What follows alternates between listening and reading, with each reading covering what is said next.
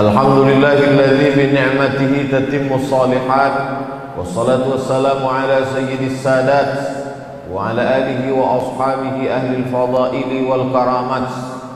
Subhanaka la ilma lana illa ma 'allamtana innaka antal alimul hakim. Rabbi shrah li sadri wa yassir li amri wa hlul 'uqdatam min lisani yafqahu qawli. Bapak-bapak, ibu-ibu, hadirin hadirat jamaah fardu subuh Masjid Agung At-Taqwa Balikpapan, insyaallah semuanya dimuliakan Allah Subhanahu wa taala. Pak Ketua Masjid, Pak Ustadz Sregar menyebut nama saya pakai 5 titel subuh. Inilah yang terlengkap. Yang pertama dipanggil Ustadz, yang kedua Tuan Guru, yang ketiga Doktor, yang keempat Syekh, yang kelima Kiai. Tak perlu sarapan, kenyang. Yang pertama Ustadz. Ustadz itu berasal dari bahasa Persia. Persia itu sekarang Iran.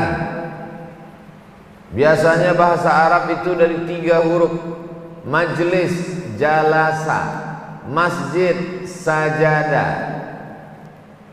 Tapi kalau ustadz hurufnya banyak sekali. Alif, sin, ta, alif, zal. Ustadz bukan bahasa Arab, bahasa Persia.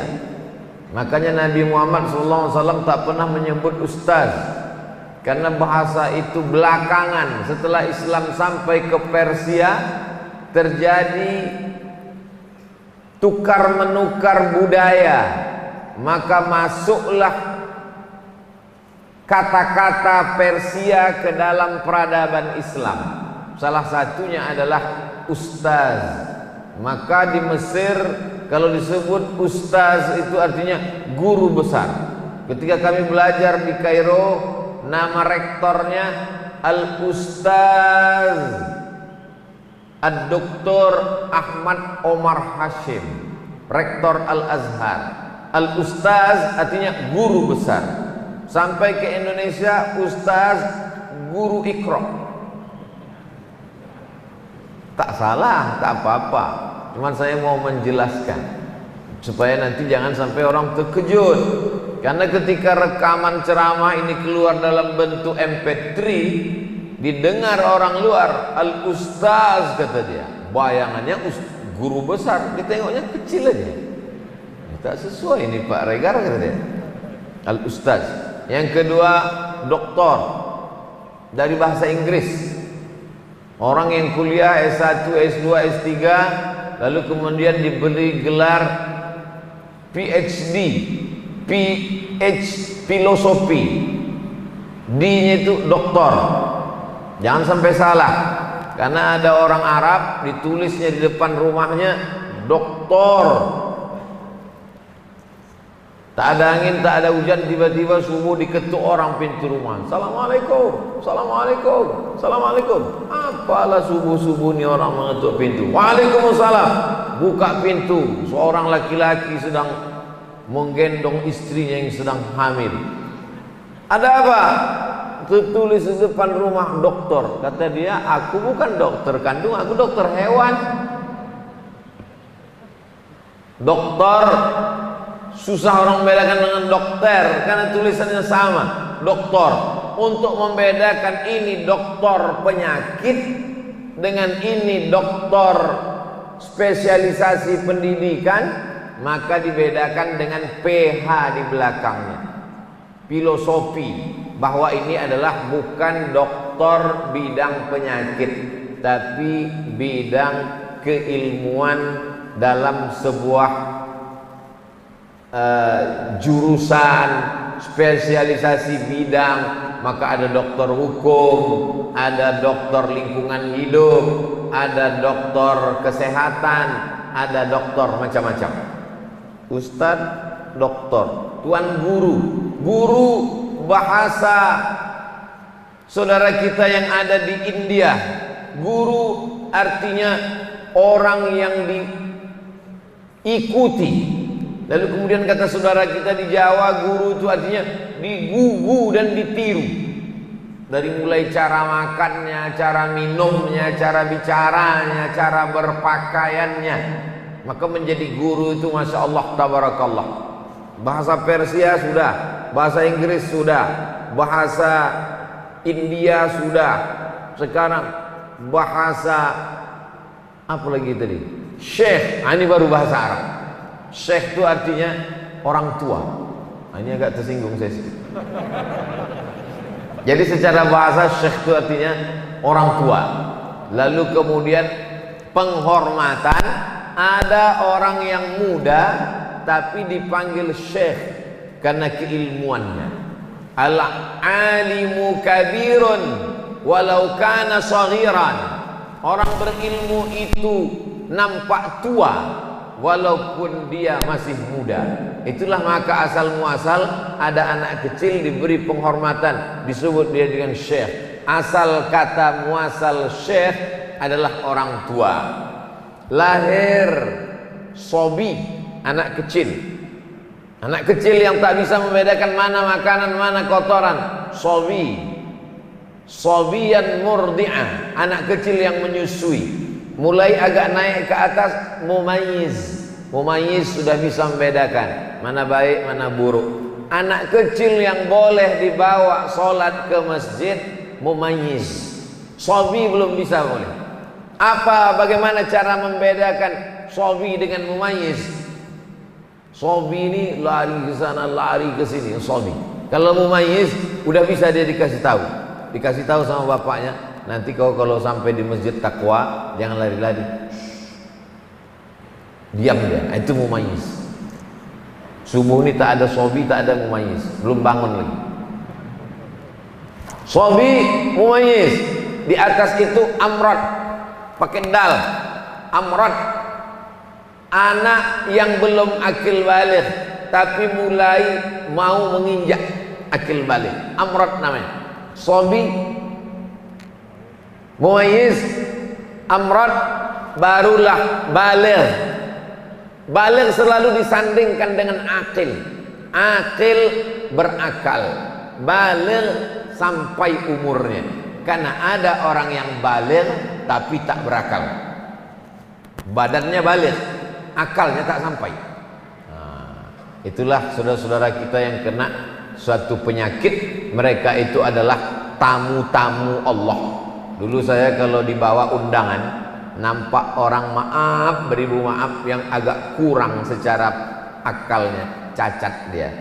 Kita tengok sekali senyum dia, tengok sekali senyum dia. 10 kali kita tengok, 10 kali dia senyum. Ini menyalah akalnya.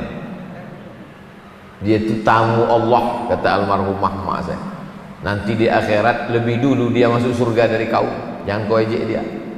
Begitu kita didik anak-anak kita, jangan tertawakan mereka ini. Mereka ini baligh tapi tak berakal. Siapa yang wajib sholat? Baligh berakal. Sobi, mumayyiz, amrad, akil baligh, syabab. Setelah syabab barulah kuhulah, syekh. Jadi usia itu proses fasenya panjang. Syabab ini sampai 50. Setelah itu barulah naik ke atas. Jadi orang-orang tua dipanggil dengan syekh. Saya subuh ini dipanggil syekh, itu syekh honoris causa, penghormatan. Baru kemudian yang terakhir ustadz, tuan guru, doktor, syekh, apa tadi yang kelima? Kiai. Kiai ini bahasa Jawa. Semua yang dihormati, dimuliakan zaman Islam, sebelum Islam datang ke Jawa, dipanggil dengan kiai. Tombak keramat, keris, pedang, gamelan, punya raja-raja di Jawa itu dipanggil dengan kiai. Bahkan ada lembu, lembu itu warnanya hitam. Kerbau itu warnanya hitam. Tapi ada kerbau yang unik, warnanya putih, itu pun dipanggil kiai karena dihormati. Setelah Islam datang, berubah penghormatan orang Jawa.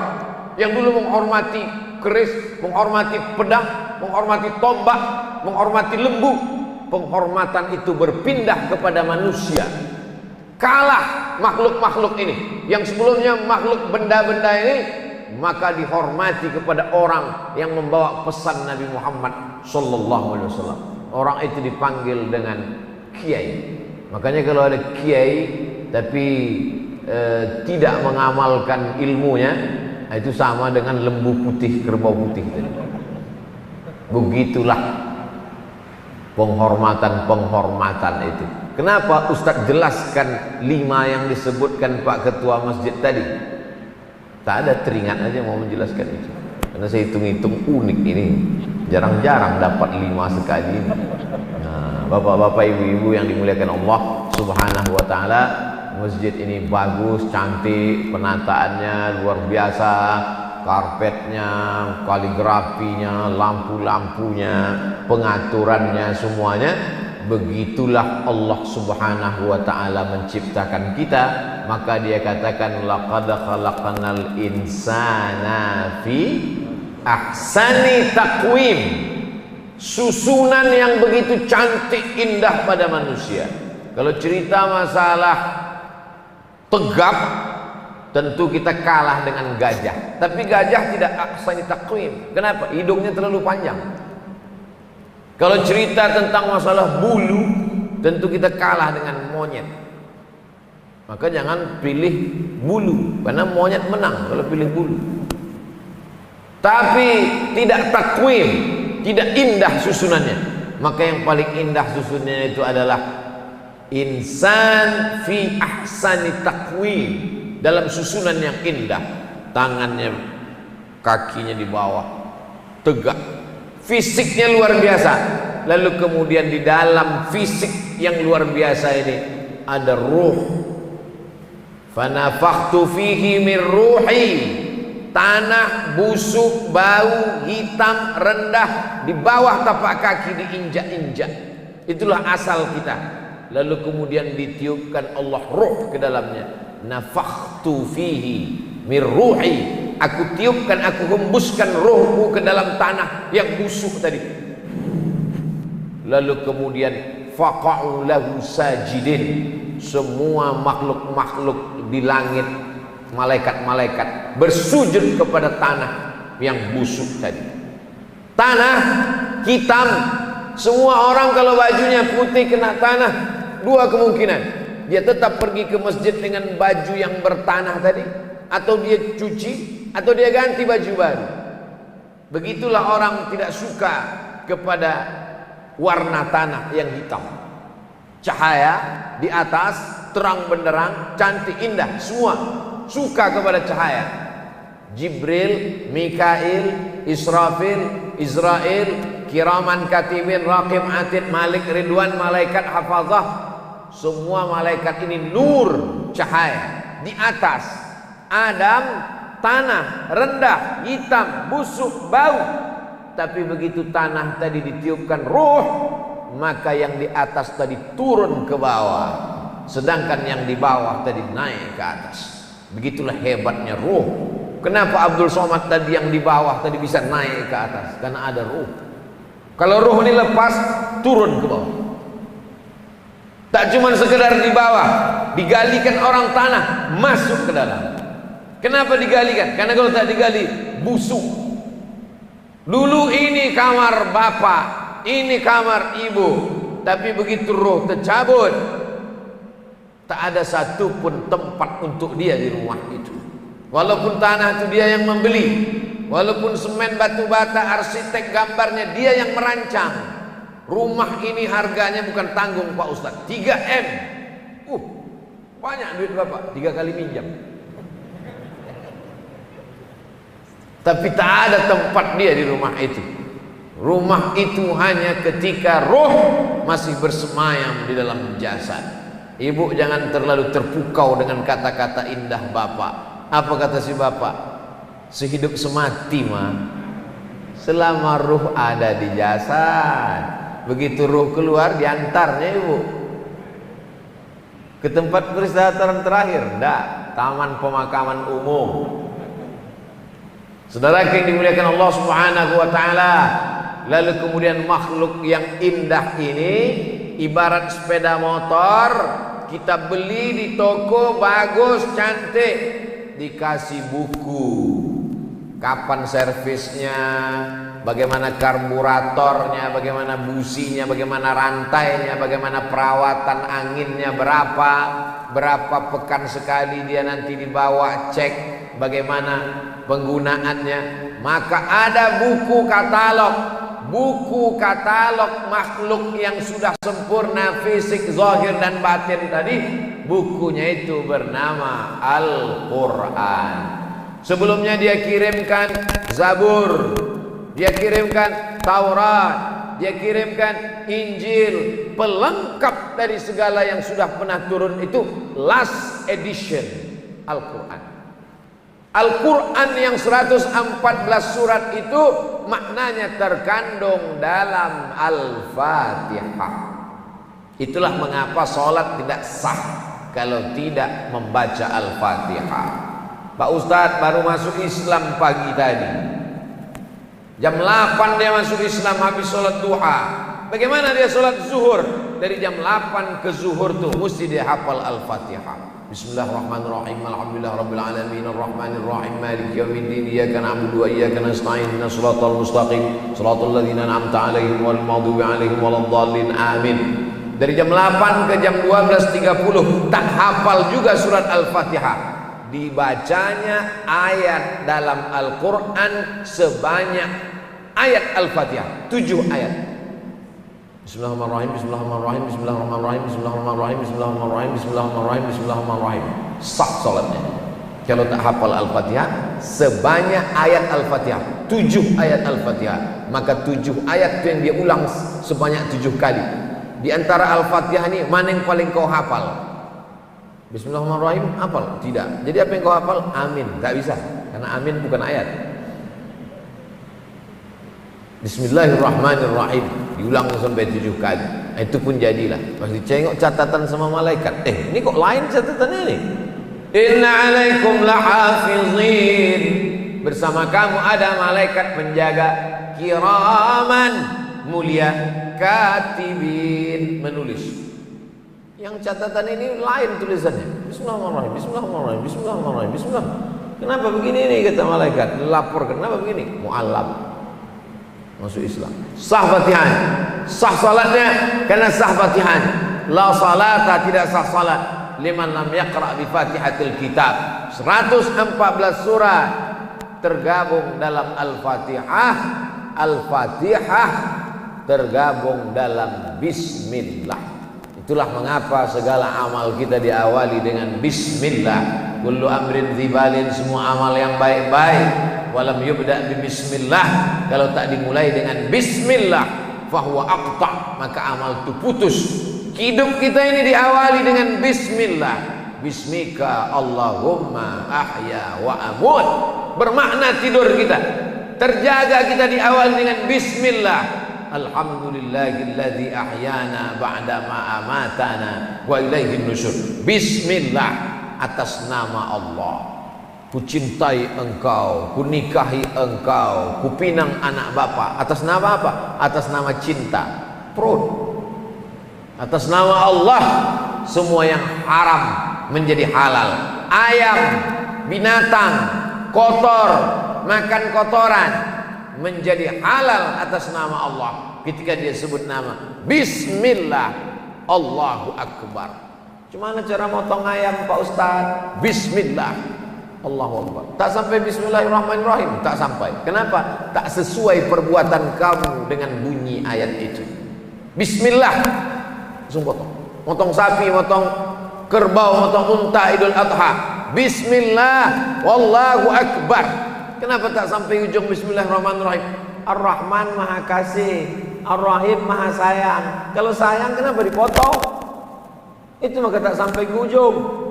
Cukup hanya atas nama Allah saja.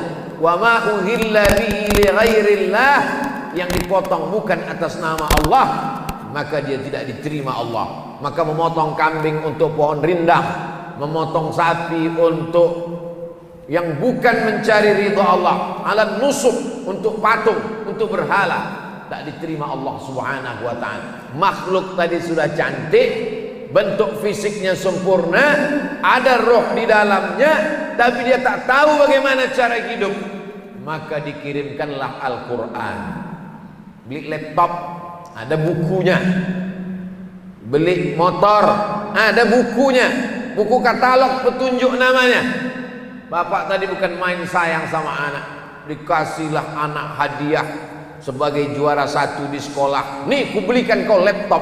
Laptop ini di dunia ini cuma ada 3. Di Makkah 1, di Amerika 1, di Balikpapan 1. Dibawa balik ke rumah, laptop pun dibuka. Begitu laptop dibuka, saking canggihnya, tak tahu macam mana cara menghidupkannya. Oh, tenang, ada katalog. Itulah guna katalog tadi. Ini di toko laptop tadi kita dikasih buku, bagaimana cara menghidupkannya. Katalog pun dibuka. Begitu dibuka, yang paham isi katalog itu cuma Jet Li sama Chow Yun Fat. Satu lagi Andy Lau. Suka juga Ustaz di film kungfu kan? Bahasanya bukan bahasa kita. Kalau laptop tak bisa dihidupkan karena tak paham katalognya, kalau mobil, motor, radio, komputer tak bisa diaktifkan karena tak paham katalognya, bagaimana kita paham hidup tidak mengerti katalog hidup? Buku petunjuk katalog. Apa itu buku petunjuk hidup? Zalikal kitabu la raiba fihi hudan lil muttaqin. Inilah katalog hidup. Hudan itu artinya petunjuk. Bersimpang jalan menuju airport, menuju kota Balikpapan, tak paham. Bagaimana kita tahu arah? Hudan, petunjuk jalan. Bagi siapa? Lil muttaqin, bagi orang yang takut kepada Allah Subhanahu wa taala. Orangnya muttaqin, sifatnya takwa. Maka yang sholat di masjid At-Taqwa ini orang yang takut semuanya. Amin. Memang kalau pakai masker itu tak kedengaran bunyi aminnya Pak Ustaz. Namanya amin silent. Tapi waktu sholat tadi alhamdulillah kedengaran. Ghairil maghdubi alaihim waladdallin.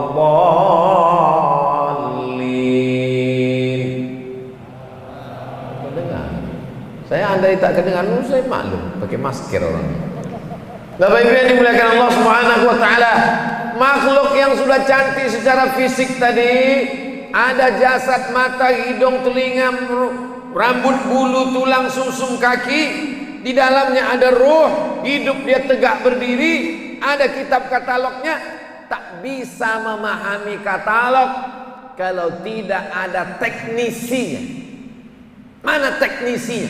Orang yang paham ini siapa? Dikirimlah teknisi. Nama teknisinya itu Sayyidina wa Maulana Muhammad sallallahu alaihi wasallam. Ada pula orang tak setuju dengan nabi ini namanya Muhammad. Kenapa yang jadi nabi itu Muhammad sallallahu alaihi wasallam? Mereka menunggu kedatangan nabi terakhir itu. Dari sejak Musa tak datang-datang, mereka tunggu-tunggu. Isa mereka tak akui. Mereka orang Yahudi, disebut juga dengan Israel. Nabi Ibrahim punya anak namanya Ishak. Ishak punya anak namanya Yakub. Yakub namanya 2, Yakub dengan Israel. Cucu cicit Yakub ini namanya Bani Israel. Yakub punya anak namanya Yusuf. Yusuf punya saudara namanya Yahuza. Yahuza punya anak cucu cicit keturunan, itulah yang disebut dengan Yahudi. Israel, Yahudi. Nanti kalau anak bapak bertanya cucu bapak, tuh, apa beda Yahudi sama Israel? Ibrahim punya anak, entah siapa namanya aku tak ingat, itu kata Ustaz Somad tadi. Pokoknya bercabang 2 dia ke bawah, satu Yahudi, satu Israel. Mereka menunggu Nabi, teknisi setelah Musa ini datang Nabi Isa, tak mereka akui. Kejaman luar biasa tuduhan mereka terhadap Nabi Isa. Apa kata orang Yahudi?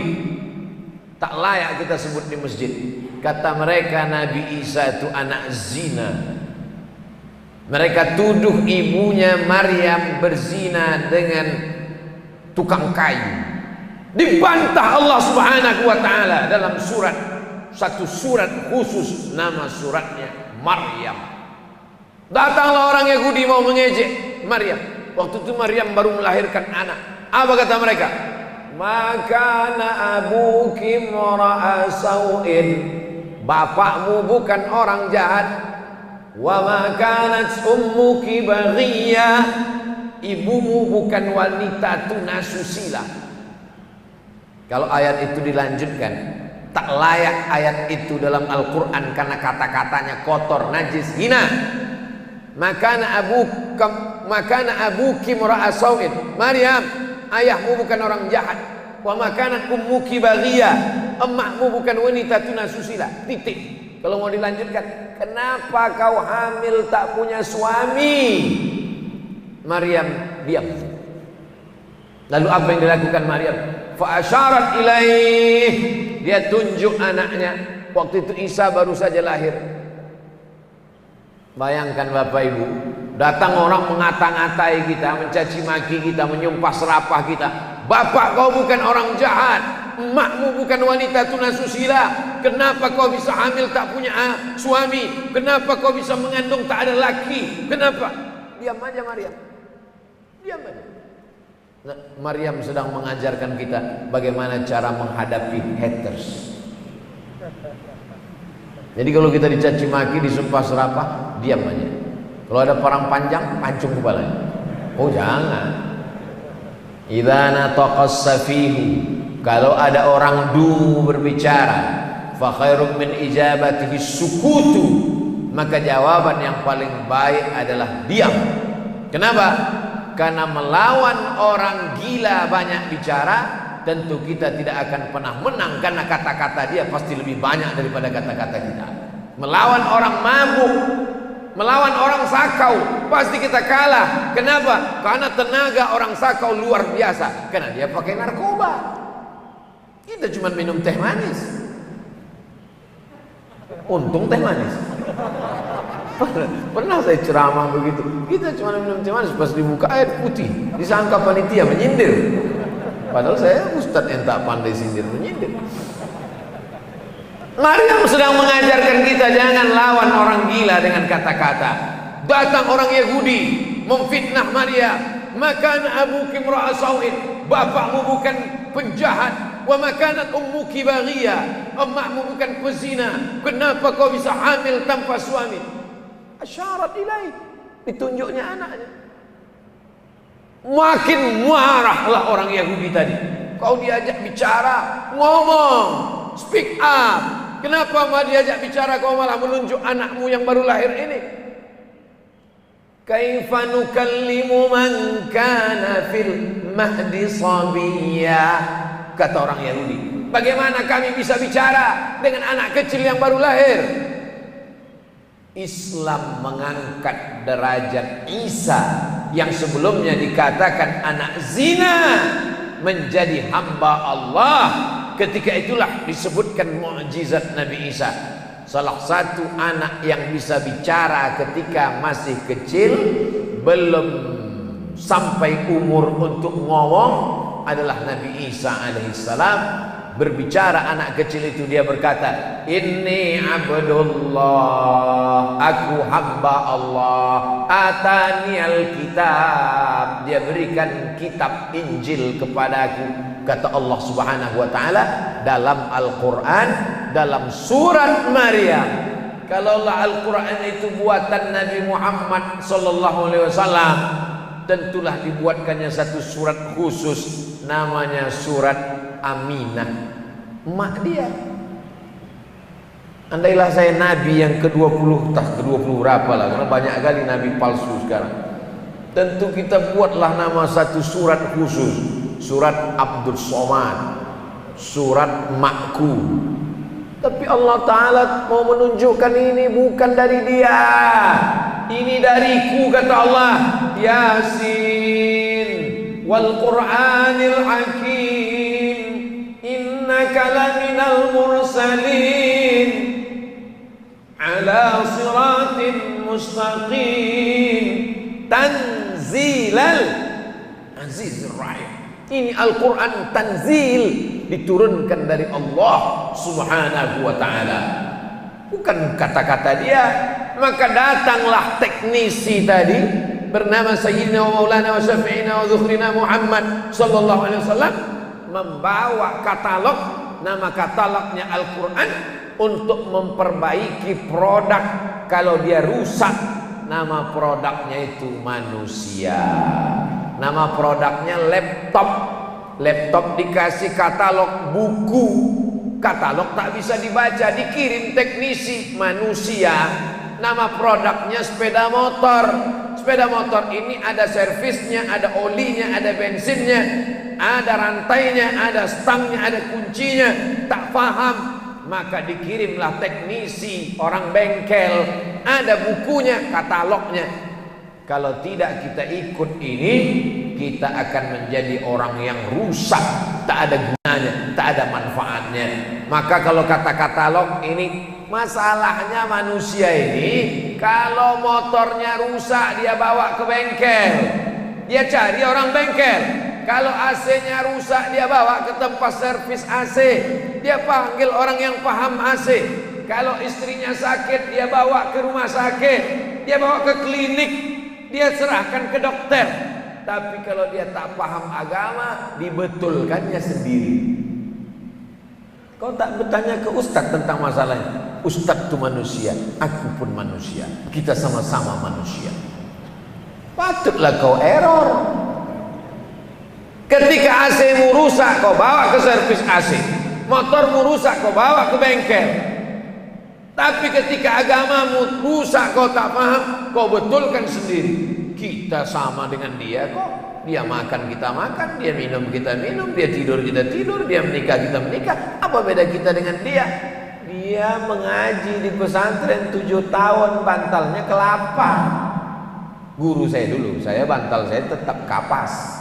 Guru saya dulu mengaji di Purba Baru Mustafawiyah di Madinah, Mandailing Natal. Kata dia, kami dulu mengaji bantalnya kelapa, Abdul Somad.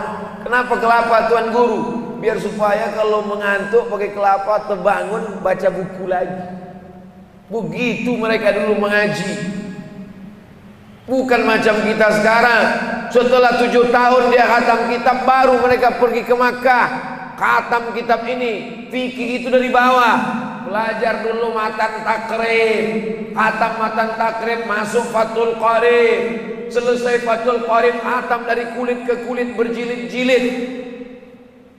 Barulah masuk kemudian kitab I'anatul Talibin, khatam, baru kemudian Mahalli, baru kemudian baca kitab Majmu', Syarah Muhazzab berjilid-jilid. Lalu kemudian setelah itu baru baca mazhab yang lain, khatam mazhab Syafi'i, baru mazhab Hanafi, dibacanya perbandingan mazhab. Begitu mereka belajar, bukan macam kita sekarang. Belajar satulah cuman pelajaran PAI, mata kuliah pendidikan agama Islam, 2 SKS, 16 tatap muka, potong 3. Pertemuan pertama mid semester, ujian akhir semester. Cuman 13 kali ketemu dosen lah belajar agama Islam sebelum Covid. Setelah Covid tak ketemu sama sekali, online. Pasang foto, daftar, habis itu hilang. Bagaimana kita mau memahami agama Islam? Oleh sebab itu jangan pernah berhenti mengaji dan mengkaji. Apakah ada batasnya kita belajar agama? Tidak. Belajar agama ini seperti berjalan di tepi pantai. Alhamdulillah mudah untuk memberikan gambaran belajar di tepi pantai di Balikpapan. Kenapa? Karena Balikpapan ada pantainya. Keluar dari masjid ini nanti pergilah ke tepi pantai. Pertama kita berjalan di tepi pantai, airnya semata kaki. Mulai masuk agak ke dalam, airnya ke lutut. Mulai agak ke tengah, airnya sepinggang. Mulai agak masuk, airnya sedada. Makin ke tengah, kita makin tenggelam dan makin tak tahu apa-apa. Begitulah orang belajar mazhab Syafi'i, mazhab ini aja yang betul, ini salah. Begitu mulai belajar mazhab Hanafi, oh ternyata begitu. Belajar mazhab Maliki, oh ternyata begitu. Belajar mazhab Hambali, oh ternyata begitu. Semakin tenggelam kita ke tengah, semakin kita tak tahu apa-apa. Di Al-Azhar diajarkan itu. Supaya apa? Supaya dia tidak menyalah-nyalahkan orang lain. Dia sangka mazhab dia saja yang betul, yang lain masuk neraka semuanya. Surga itu diciptakan Allah. Wasari'u ila maghfiratin min rabbikum. Masuklah kamu ke dalam surga Allah. Wa jannatin 'arduhas samawati wal ardh. Surga yang seluas langit dan bumi. Langit 7 lapis, bumi 7 lapis. Begitulah luasnya surga. Tiba-tiba surga itu di kaplingnya yang masuk cuma dia sama bininya sama mertuanya, 3 aja. Sunyi sekali surga itu. Ustaz Somad tak masuk, aku tak mau satu surga sama dia. Gitu pula katanya. Masya Allah, tabarakallah.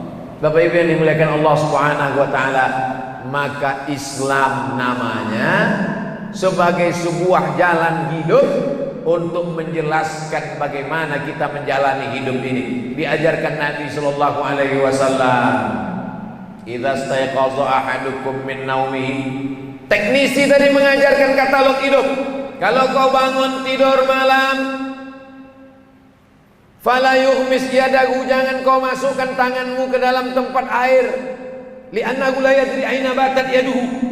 Karena kau tak tahu di mana tanganmu menginap, di mana tanganmu menyentuh, di mana tanganmu memegang tadi malam.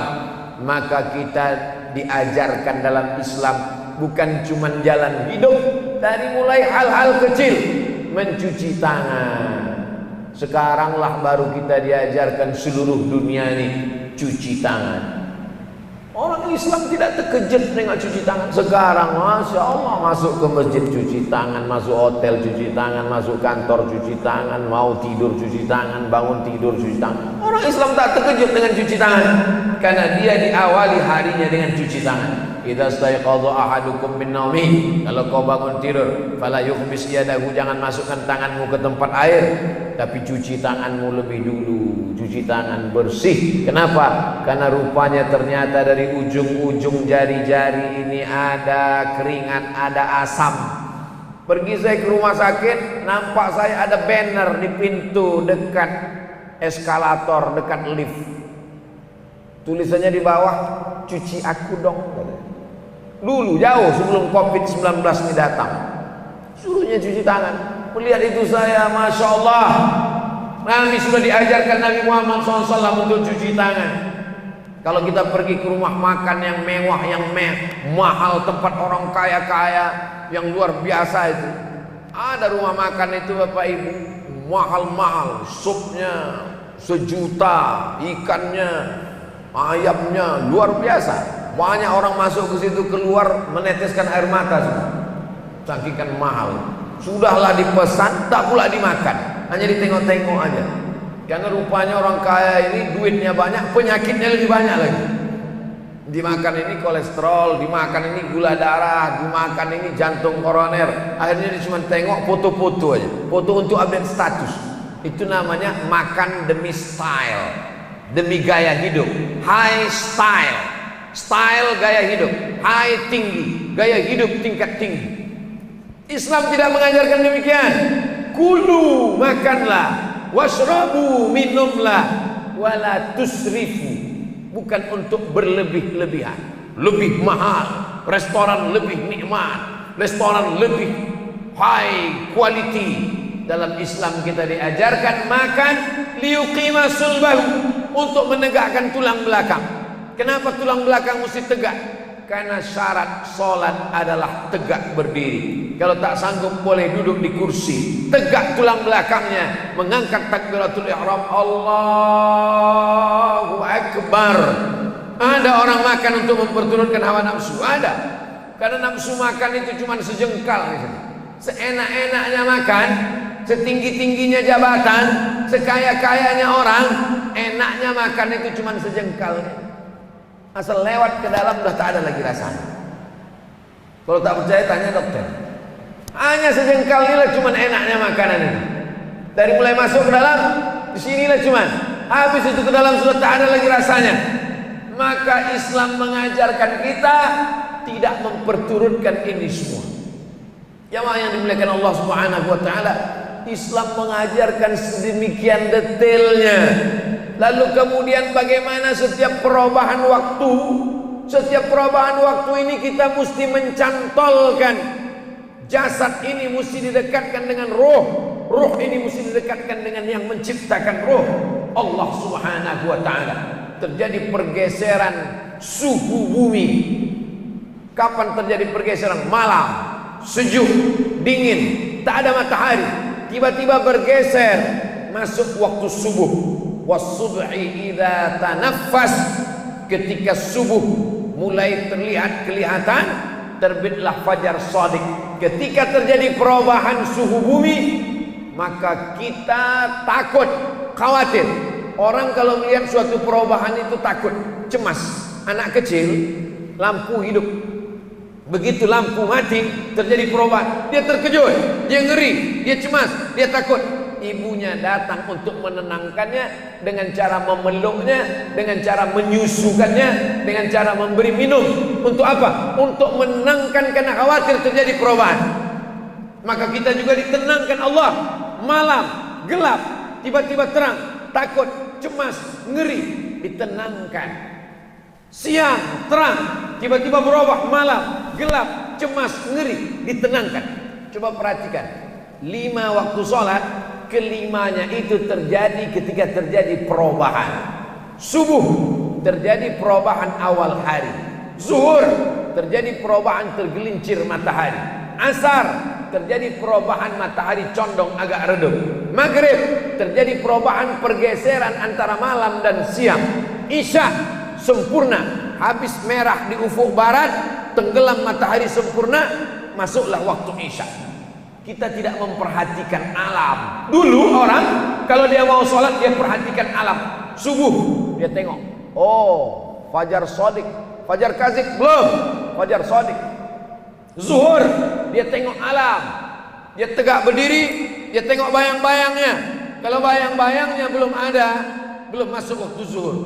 Ketika bayang-bayangnya bergeser, masuk waktu zuhur. Asar, bayang-bayang setinggi ukuran, sepanjang ukuran yang punya bayang-bayang, lebih sedikit, masuk waktu asar.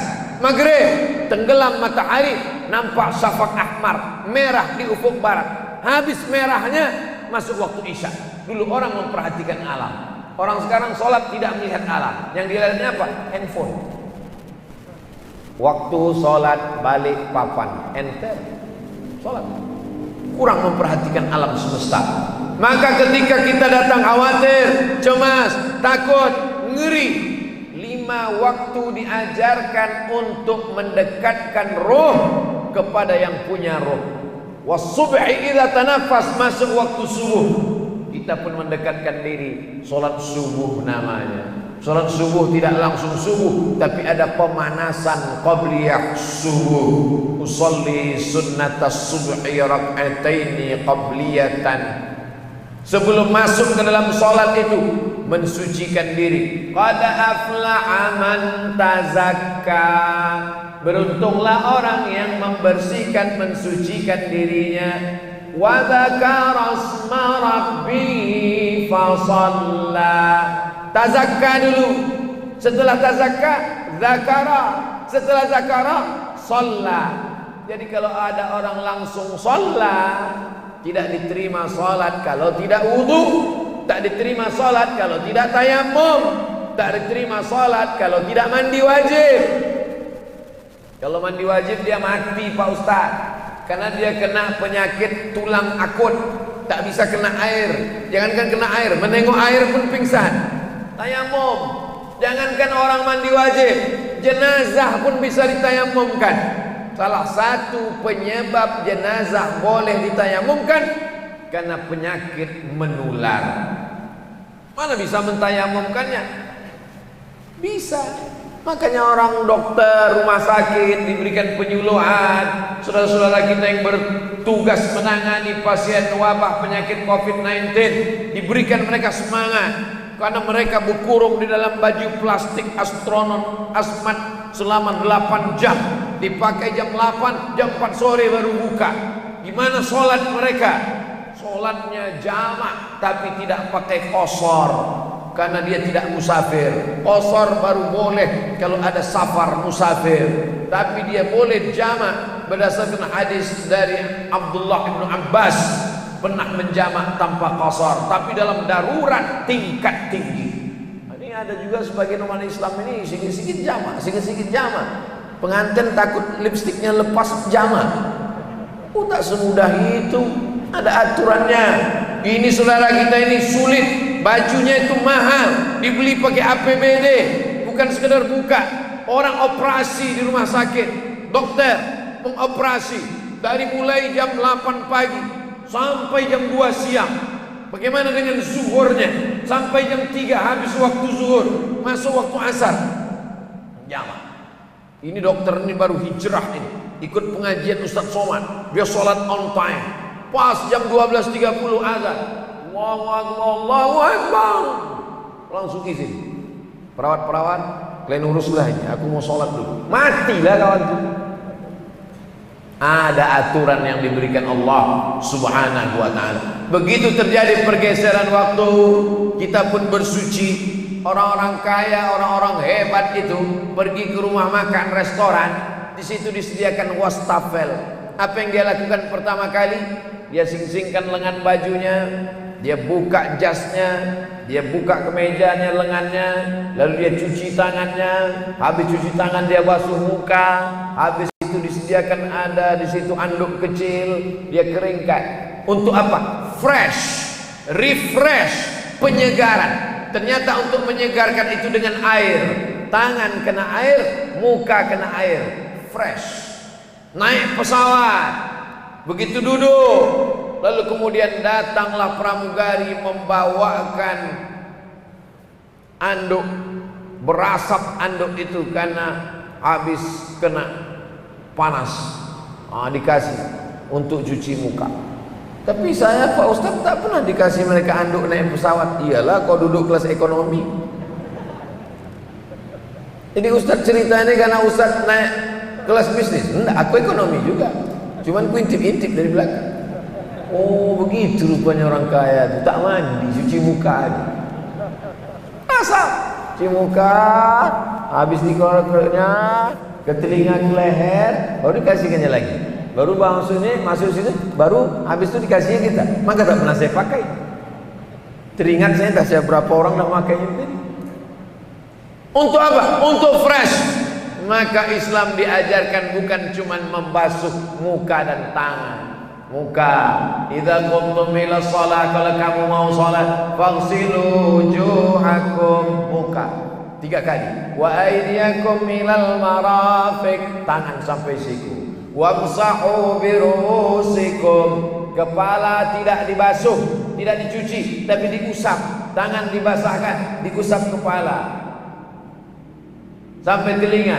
Wa arjulakum ilal ka'bain, kaki sampai mata kaki. Fisiknya bersih, zahirnya suci, tapi di dalam masih ada rasa berdosa. Maka dosanya pun sekaligus lepas, karena selesai itu dia angkat tangan, asyhadu an la ilaha illallah syarikalah wa asyhadu anna muhammadan abduhu wa rasuluh. Allahumma ja'alni minat tawwabin waj'alni minal mutatahhirin waj'alni min ibadikas salih. Syarat untuk menjadi saleh mesti mutatahhirin. Mutatahhirin tidak terima kalau tidak tawwabin. Tawwabin balik ke jalan Allah, taubat, taubatan nasuha. Minum khamar, sabu-sabu, narkoba, zina. Innallaha la yaghfiru an yushraka bihi. Allah tidak menerima dosa syirik, mempersekutukan Allah, menyembah selain Allah. Wa yaghfiru ma duna dzalik. Allah ampuni dosa yang lain liman yasha. Tawabin. Setelah tawabin cukup hanya taubat saja. Tidak. Mutatahhirin. mandi taubat. Sebelum jamaah bubar, harap jangan dulu keluar masjid, karena selesai sholat Jumat nanti akan ada saudara kita yang bersyahadat mu'allaf masuk Islam supaya disaksikan semua. Itu mu'allaf habis bersyahadat maka dia mandi. Orang maaf selesai berhubungan mandi, selesai melahirkan anak nifas mandi, habis selesai kotoran najis mandi. Islam mengajarkan bersih zahir, bersih batin. Kotoran najis, tapi ada yang tidak kotoran hadas. Itu beda kotoran zahir dengan batin. Yang najis nampak kencing, kotoran, tapi ada yang tidak nampak hadas.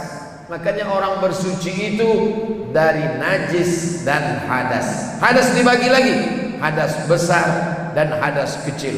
Nawaitu raf'al hadasil asghari listibahati salati fardu alayya lillahi ta'ala. Diucapkan itu pada awal bismillah. Kapan kita berwudu itu Pak Ustaz? Ketika air mengenai anggota wudu yang pertama wajah, disitulah niat masuk. Bismillah, disitulah masuk. Aku berniat untuk berwudu, membersihkan dari hadas kecil supaya aku bisa mendekatkan diri kepada Allah. Ketika air disiramkan ke wajah, keluarlah dosa-dosa biji mata. Ketika air disiramkan ke tangan, keluarlah dosa-dosa tangan. Ketika air diusapkan ke kepala, keluarlah dosa-dosa otak, pikiran jahat, kotor, hasad, dengki. Ketika air diusapkan ke telinga, keluarlah dosa-dosa pendengaran yang tak baik. Ketika air disiramkan ke kaki, keluarlah dosa-dosa dari celah-celah kuku kaki. Seandainya dibukakan Allah hijab, maka nampaklah kotoran-kotoran itu mengalir dengan air. Makanya berwudu bukan sekedar menyiramkan air, tapi ada perenungan, suci zahirnya, suci batinnya, minta menjadi orang yang taubat, minta menjadi orang mutatahhirin, barulah dia minta menjadi min ibadika shalihin, menjadi orang yang saleh. Syarat saleh dua, saleh zahir, saleh batin. Syarat orang menjadi saleh dua, saleh kepada Allah, saleh kepada makhluk. Berapa banyak orang kepada Allah saleh, salat tahajud, salat witir, salat duha, saleh kepada Allah, tapi menganiaya orang, zalim. Tidak ada gunanya saleh kepada Allah kalau tidak saleh kepada manusia, karena amal-amal ini akan dihabiskan oleh manusia. Ittaquz zulma, jangan sampai kalian menzalimi orang lain. Fa inna zulma zulumatun yaumal qiyamah, karena perbuatan zalim akan menjadi kegelapan pada hari kiamat. Kalau ada orang yang gelap di dunia ini, insya Allah kiamatnya terang. Maksudnya Pak Ustaz, mohon maaf, beribu maaf, kalau ada saudara kita yang kehilangan penglihatan, buta tak nampaknya, akan berakhir dengan kematian. Mati, selesai. Tapi kalau ada orang yang gelap di akhirat, maka kegelapan itu akan kekal selama-lamanya. Khalidina fiha abada, kekal selama-lamanya. Ya'ti yaumul qiyamati bi sholatin, ada orang nanti yang mati menghadap Allah membawa sholatnya banyak, wa zakatin, zakat wakaf infaknya banyak, wa siyamin, puasa sunatnya banyak, wa hajjin, umrah hajinya berkali-kali.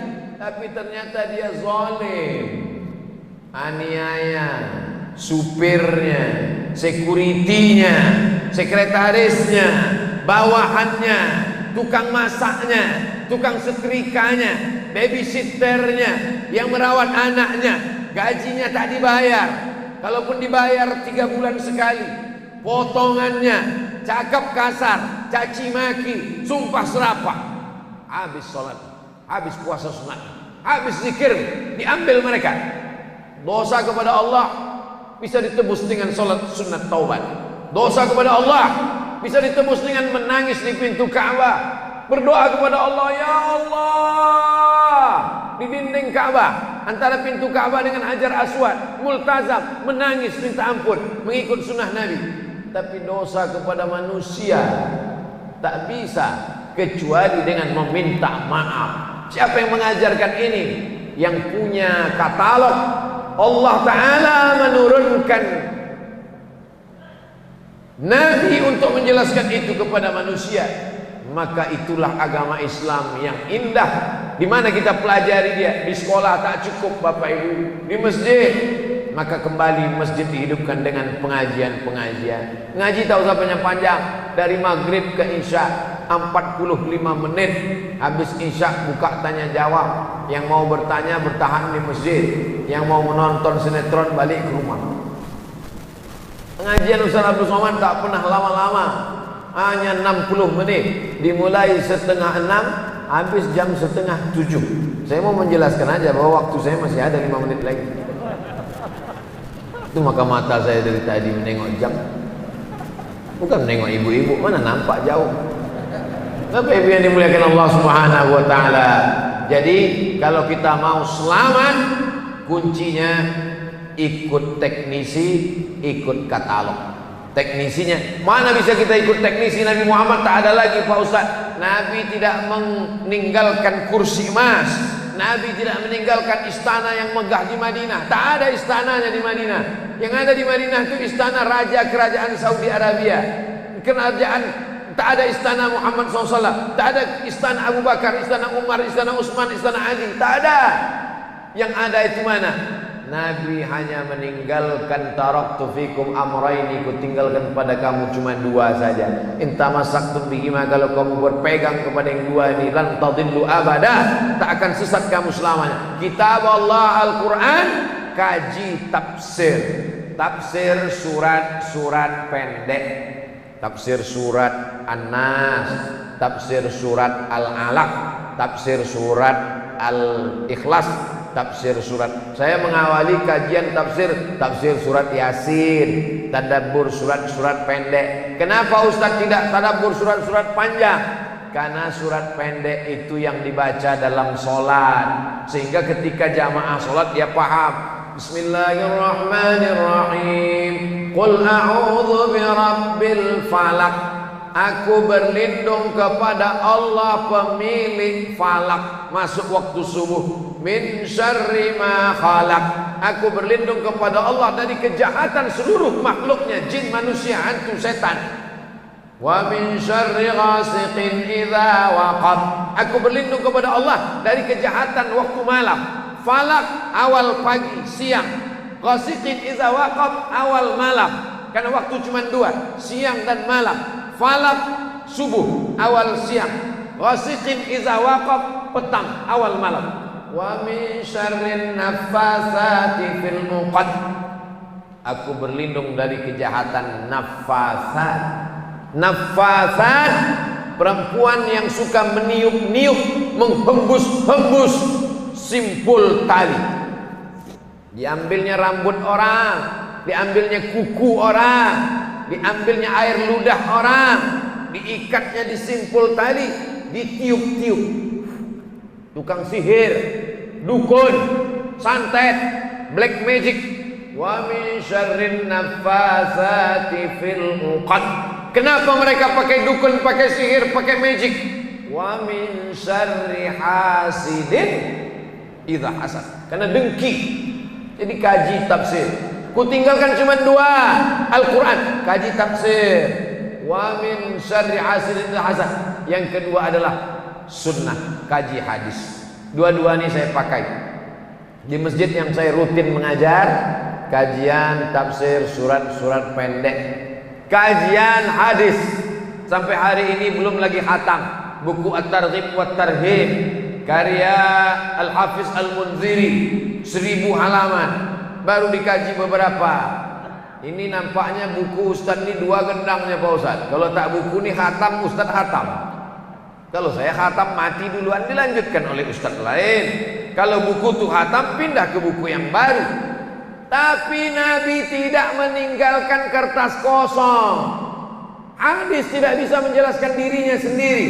Maka ada warisan yang ketiga, al-ulama warasatul anbiya. Para ulama, mengajilah. Anak-anak, masukkan ke pondok pesantren. Ibu-ibu, pengajian habis asar hari Jumat, hari Kamis, kajian kantor pagi-pagi.